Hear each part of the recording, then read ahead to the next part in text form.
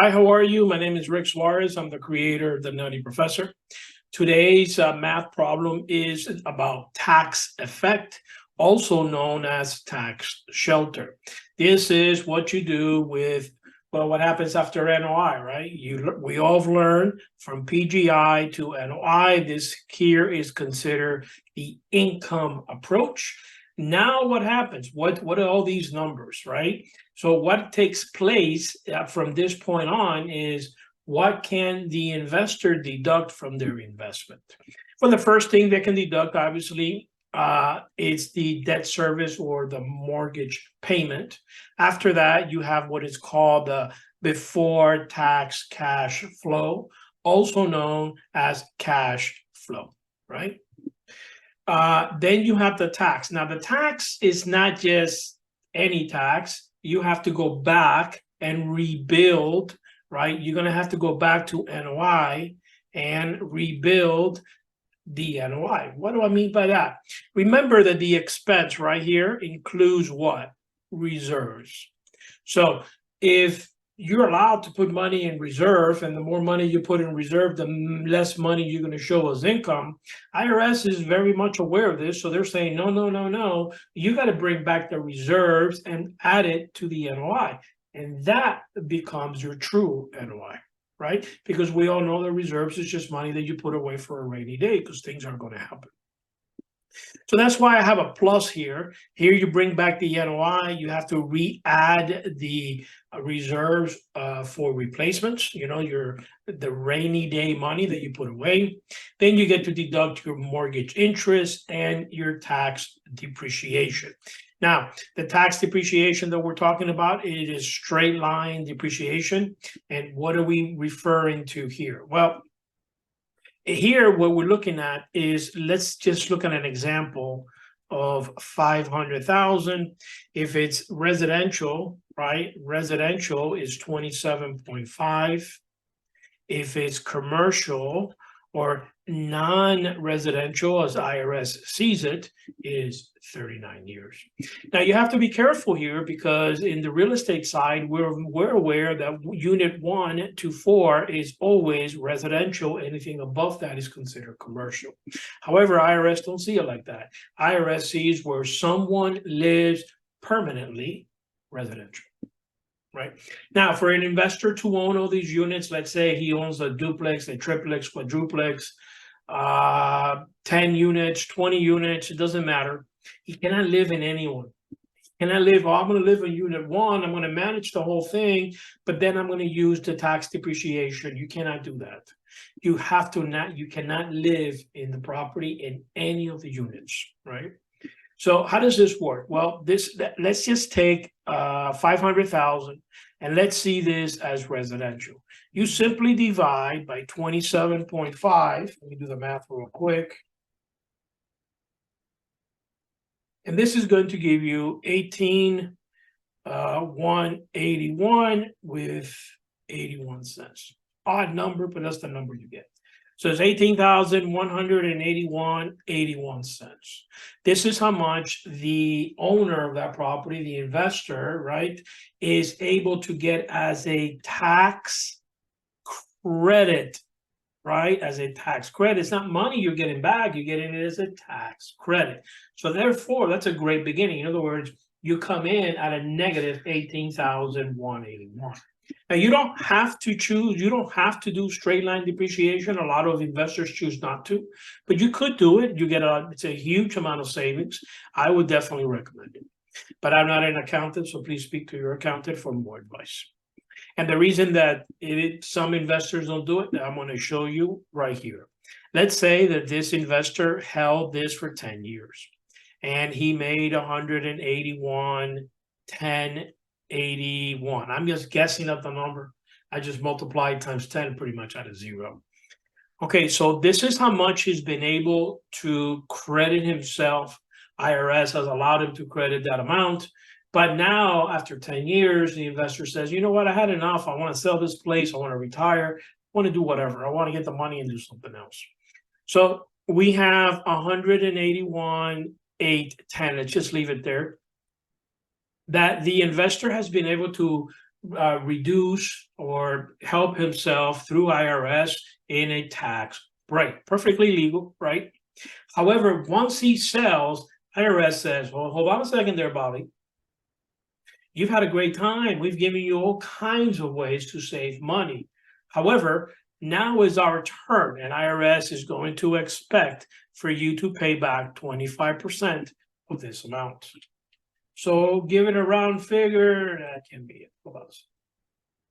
Times 25% is going to, you're going to owe IRS $45,452. This is how much money you're going to have to pay back IRS when you sell the property. Now, to find out a little more than that, I would actually refer you to your accountant. They will be able to help you more on that. This is as far as the book shows is a 25%. And by the way, the recapture amount could have changed. Our books have it at 25%. Your book has it at 25% on a recapture when they sell the property. I do know that IRS will help you finance this amount, obviously not at a very good interest rate. Last I heard, they're financing at 7%. Actually, 7% is not too bad. I see them go much higher than that. All right, so once you figure out whatever this amount is, you have to add and subtract, and you end up with a total. Let me clean this up. You end up with a taxable income, and then that comes here, right?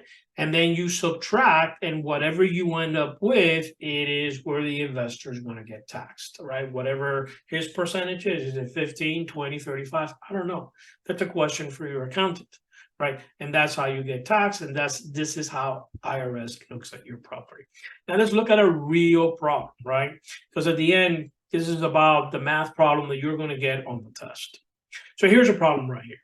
John purchases a building with an estimated net income of $48,000.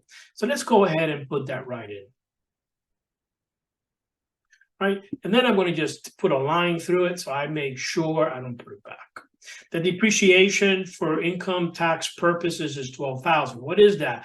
Well, that is the straight line depreciation. So we're going to put here depreciation minus $12,000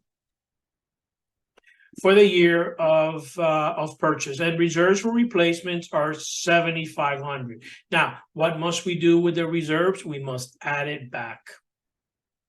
It doesn't matter what order you do this. At the end, add, subtract, it's going to end up being the same amount. So you got to add back the reserves. There it is, and that's where you're at. And then after that, it says, additionally, the annual mortgage payment. Here you have to be careful. You have to be careful because they're telling you the mortgage payment is $11,000, but of which $9,800 was interest. Well, that's what we want. We don't want the mortgage payment. We want the interest. Now you go ahead and subtract everything, and you end up with $33,700, and this is your taxable income, right? So now this, you place this amount where? Right back where it says tax, and here you're going to have before tax cash flow and debt service and your NOI. So you put this amount there, and when you subtract, you have what's called after tax cash flow, and then from there you multiply times the percentage of the investor that he or she is going to have to pay for taxes. Let me show it to you clean so you can appreciate it better. There it is right there. Here's the NOI. The NOI was $48,000, and here I have it more exact, right? We're going to add first and then subtract everything. You have the reserve for replacements was $7,500. The depreciation was $12,000. That again, it is straight line depreciation, whether it's residential or commercial or non-residential, as IRS calls it. In your math problem, they're going to give it to you. So you don't have to do any math unless you get a straight line depreciation math problem, which you could get. And the only thing you need to worry about there is it residential or not? It's not. If it's not residential, it's 39.0. If it's residential, it's 27.5. But that'll be a different math problem. I don't think you'll see it combined with this. At least I have yet to see it.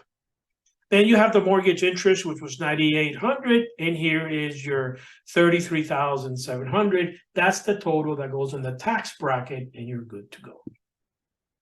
Okay, let's go to another math problem. All right, so here we have what is the taxable income of a property, given that the NOI, again, here we go, NOI is 1,750,400.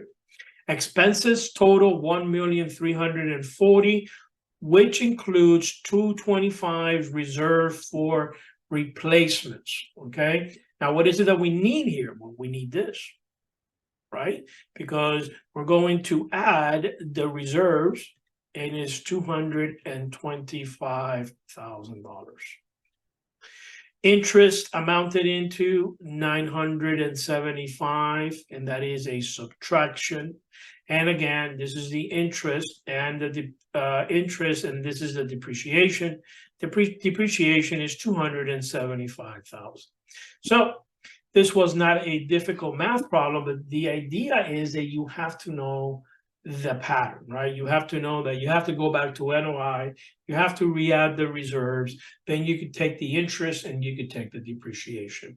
It'll all be given to you, and you have to be careful. Obviously, expenses totaled, right? 1.3, kind of giving you, oh, let's say they use that number, and I promise you, if you use that number, that answer is waiting for you.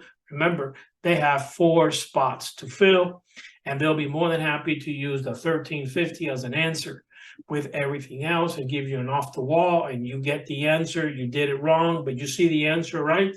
What do you think? Oh, look, I got it right. And that's not the point, right? You got to get it right to get the right answer, right? Even wrong, that answer is always waiting for you.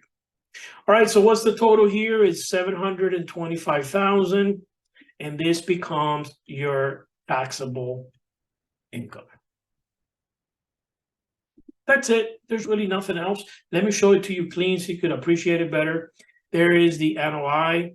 We added back the reserves. Again, reserves is money that you took away. Remember, when you had the operating expense, you had reserves added to this amount.